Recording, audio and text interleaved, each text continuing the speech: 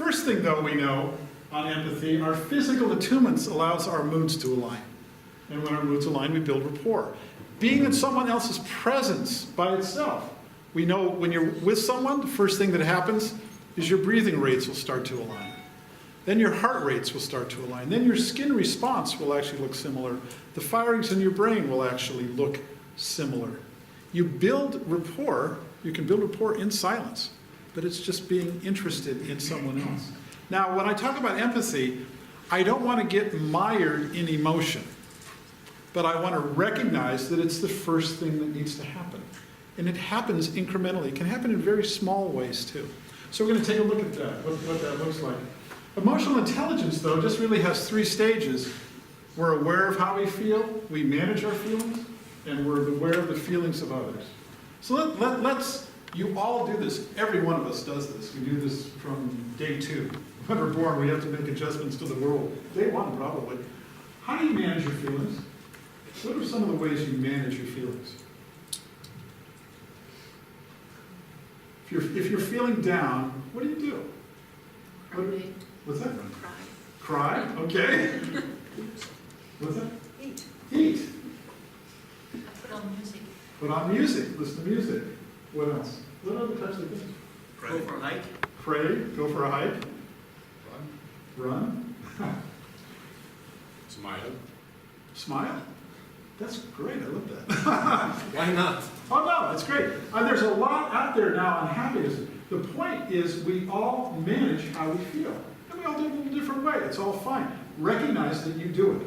Recognize what works for you and when you need to do it. Okay? For yourself. Because the second stage, emotional intelligence, first you have to be aware. How do I feel now? Manage how you feel. Now, everyone from Abdu'l-Baha to Carl Jung to Viktor Frankl to Martin Seligman has talked about the fact that emotions are choices that we make. We choose how we feel.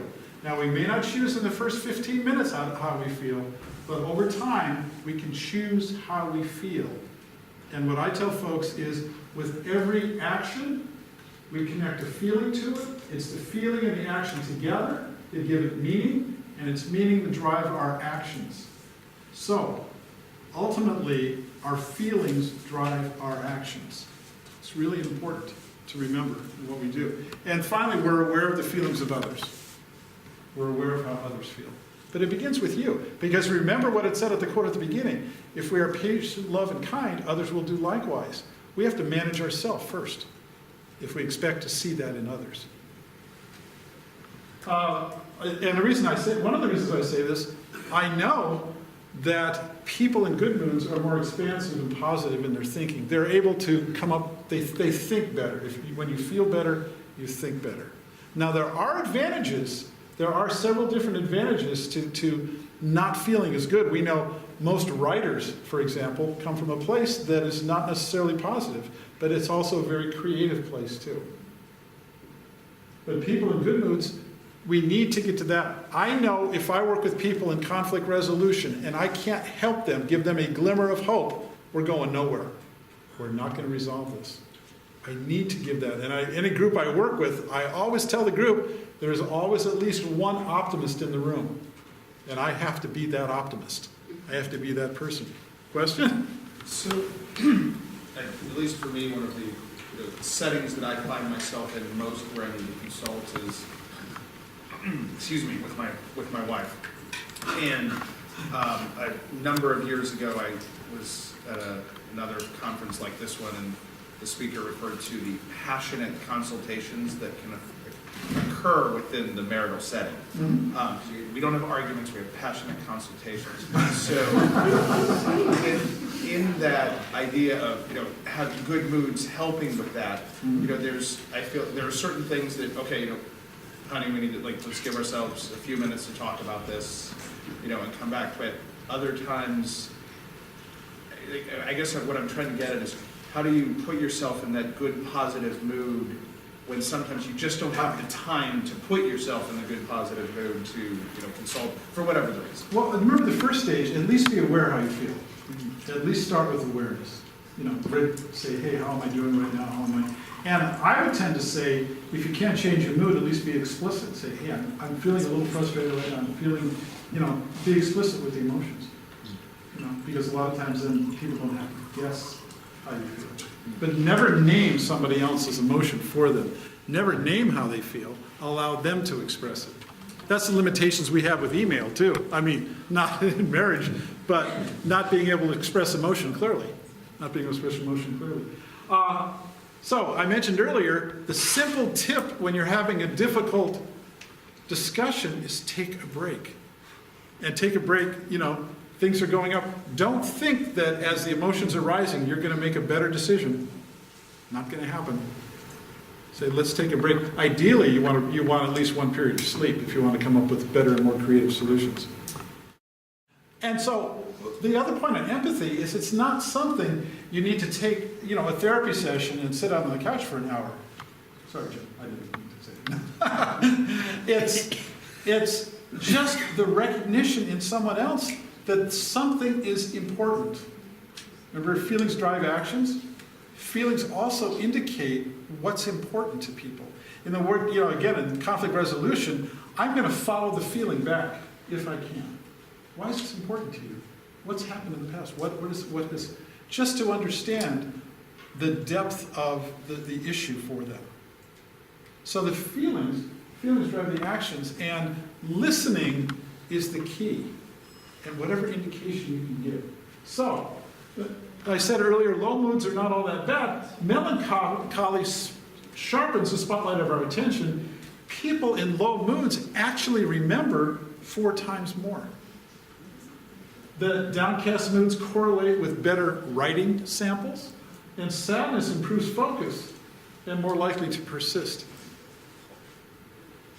No, I'm not sure what I meant by that. But the point, I don't want to say that it's always good to always be in a positive mood, but recognize the benefits of wherever you're at too. When I say manage your emotion, it's interesting that it says you get better writing samples with downcast moods. Well, that's a great reason to keep a journal too. Not to write all the downcast things, but to write to allow you to express yourself, to empathize with yourself, essentially. So, the formula I use is listen with your whole being, speak from your heart, ask questions and promote caring, consider the views of others, and silence. It's okay to sit in silence because you're communicating more with visually. Most people are visual learners, and they'll take into their eyes more than their ears. So, in theory and practice are the same. In practice, they are not. So let's try a couple of these things. What I'd like you to do is pair up with someone that you have not talked to, and so not the person that you did the goal-setting session with, and someone has said, I'm sick and tired of all the gossiping that goes around here. They've said this to you, I'm sick and tired of all the gossiping that goes on around here. How would you respond to them in an empathetic way? Okay, don't name their feelings, don't solve the problem, and don't ask for facts. How would you respond? Okay, so pair up with someone different and think about how you would respond in this case.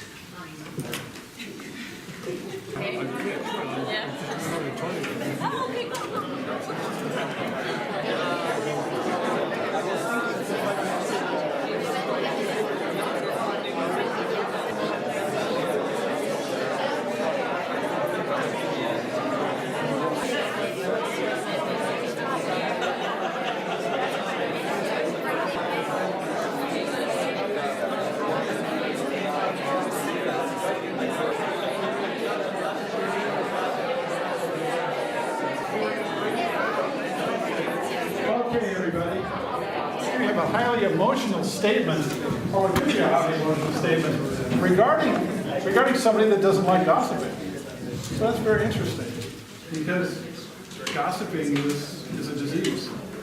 So how do you respond to that? So I'll pass around the microphone of temptation, the microphone of the future, the microphones of sharing.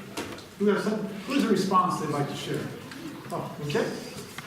What do you have? Now, keep in mind, in a lot of what I do, there's no one right answer. This isn't ABCD. This is just, what do you think? One of the things that my partner Denise came up with that was just, again, the fact that I was not listening to you, was how, well, clearly, because I hadn't really thought about it, was that it's both asking questions, but then making those statements as well. And much like in the video with the bear, where, you know, that must be really hard. And that was just something that, you know, immediately focusing on the questions, but then also some of those statements about, you know, that sounds awful, I feel the same way, I've been in, you know, similar, just things like that, that just making affirmative statements is a key part of this.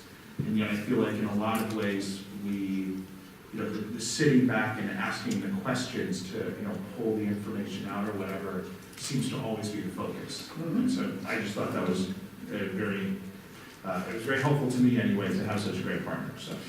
Okay. Whoa, partner accolades. Okay. What other thoughts? Again, this is the collective wisdom of the group. So what surprised you? What did you hear you weren't expecting? What are some of the things that you felt were responsive? I find that it's very hard not to jump to solution. Yes. And like I always try to fix stuff. So I was like, okay, now I just have to listen and I don't know, make affirmative and be there, but not give solution. And I think this is something that usually happens with people. Yeah, people are dying to give a solution, right? Remember at the beginning, the progression I have, the solution is not the goal is consultation. You have to let the process lead you to the outcome. And one of the things you detach from, we obviously detach from emotions, but we detach from preconceived solutions and willing to listen to what somebody else has to say. And the other half of that is, so we don't solve a problem that's different than the actual problem that they're facing. The thing that came up was the fact that sometimes, you know, the people start like saying, like being so negative, you know, being sad, and you cannot be like them, you know, you cannot go down like them, and you start being positive and show them the positive side of the stuff, and then they get just angry. What would you say, though, what would you say to help them think differently in this situation? Because we're gonna, I mean, to me, you have conflict when you have lack of choice, okay? And when you can expand the understanding to a higher level, the conflict goes away. So how would you give that, how would you lift that understanding? Like in my case, Yeah. in which- I try to give them the other choices, like the alternatives or something like that. Okay, but through questions. Think of that. Let me carry it over here. Because I teach a whole, like I mentioned earlier, a whole thing on asking better questions. Okay, we struggled a little bit because it was very easy to make a statement to make them to open up rather than ask more questions. Right. But when to address the point you just made, we thought to separate the person from the issue was quite good. So to ask them what they thought the impact was of the gossip would allow them to talk some more without making it. Okay, so expanding beyond their perspective into, you know, what is the impact of gossip to an organization?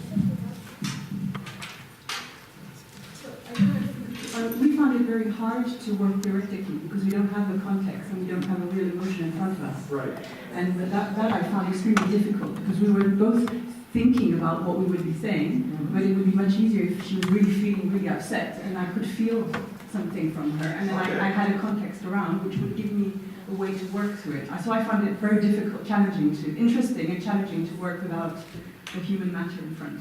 Well, it is, and you know what's interesting? What's interesting, you talk about working without the issue. In the training that I give to mediators through our mediation program, we would go through role plays. And I'd always say, the role play is make-believe. You'll never have enough information to be able to resolve it. And we actually stopped doing role plays and just put them into actual mediations. Because the emotions are real when you're in a real conflict versus artificial. So we had the same sort of issue, but when we switched sides, if I can put it that way, then there was a more, she gave a very expansive, I just, I did the usual thing, I guess it's very hard for you, but this can't just go on me saying that, I have to find something else. So I said, so tell me about that, and then she gave me a scenario. And I said, that's hard, how did you solve that the last time? And then she gave, it was the actual thing that you said. She gave a completely different answer than I thought would ever happen. And I learned something from her solution to that problem, although she would hold the problem, it seems to me. Yeah, well, then what you expect. What I tell folks is, this is just that acknowledgement that you've heard what's been said. And that's all I'm saying. Quite often in consultation, like we said, we've got 20 different solutions or 9 different solutions at the table, but nobody's listening to what the problem is. I have a question about recognizing feelings. We are both parents, and so somebody told me, like, and I was using this, and it seems to work. Like, if I have an angry daughter, I would kind of watch her and then say, I can see that you are angry. So, which is like, I recognize the feeling. So I was just curious to then understand, because there you are naming her feeling when I do this. And what came out also in our discussion was like, to theorize about how you would handle it. We try to be better in theory than in fact we are in real situation, and that was funny as well, because in real situation I would have asked like, what was the gossip about? It's very bad, and you said something similar, and then we were like, okay, next time you would have said like, okay, I feel with you, I feel with you, and then I'm like, it sounds to me that it's not enough. You just I don't know. Well, that's very interesting. I mean, just so I know we're on the same page, can you tell me everything you know about this gossip? I think that's an interesting response. No, just a recognition that you've heard, that you've listened to them.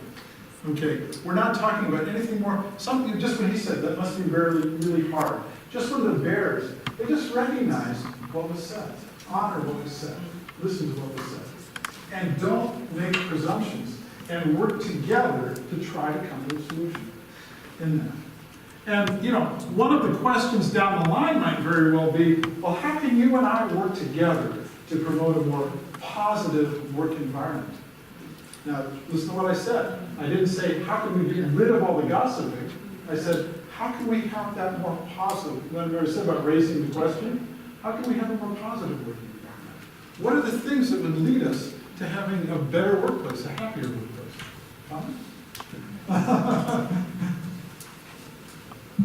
About what you were saying, there are 3 questions I have, even when someone comes with to talk or to gossip. Will it help me? What we are trying to gossip about? Probably not. Is it helping you? Probably not. Is it helping the third person we are talking about? Totally no. Okay, good. And now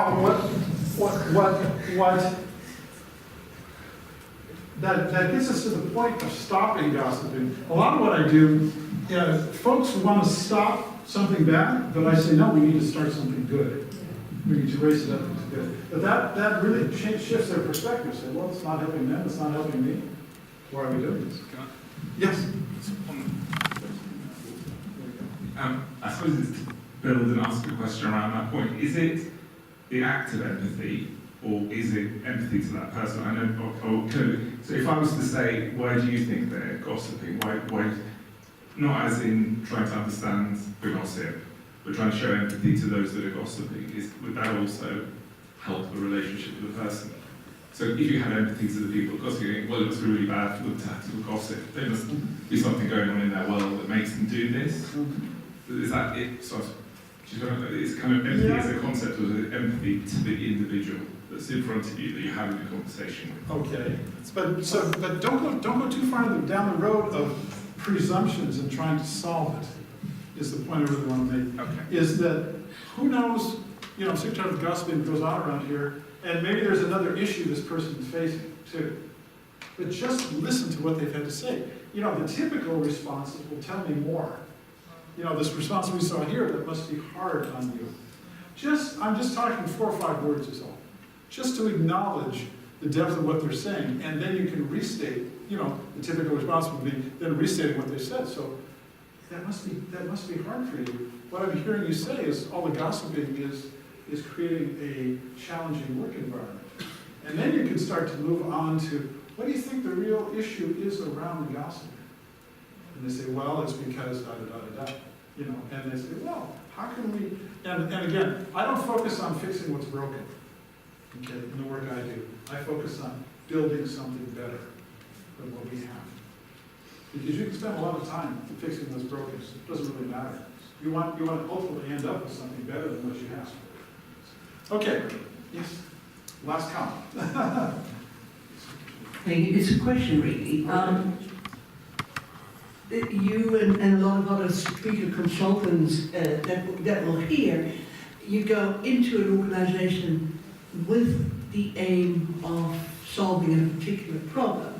But for others like us, who are in an organization, say, for 20 years, and you're in the same organization, and if somebody like one of my colleagues would say this to me, it would just sort of be a fleeting thing that they'd mention and not expect any resolution to. I mean, people say all sorts of things on the workplace, you know, every day, where they're just saying things.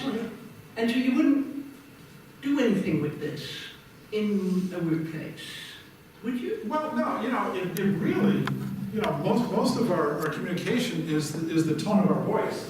So if somebody just says, well, yeah, I'm kind of sick and tired of what's going on here, it's not a big deal. But if they come in pounding things, or if they look like they're going to do some bad things, you need to address it in some way.